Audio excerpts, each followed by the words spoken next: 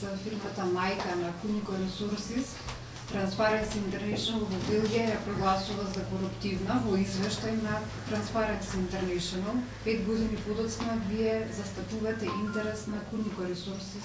Каде вие слушнавте дека ние застапуваме интерес на Кунико Resources? Минатата пресконференција објаснивте дека представките Не, се ги добиле не, од... тоа е ваше извртување на состојбата и на фактите и на нашите искажувања.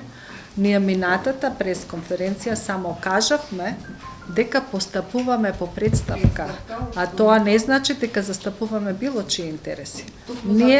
Ние работиме само објективно и на основа на факти и дали таа представка ќе покаже едно или друго, се уште не знаеме затоа што во тек е проверка. А што се смени од извештајот дека е коруптивна фирма 5 години подоцна? Не, ние за тоа што било некогаш и вие ако дојдовте овде да ми ја минирате пресконференцијата, ви благодарам. Само ви прашувам. Знаете што, и предходно слушнав дека треба да гледаме што правеле, а поготово ова во Белгија.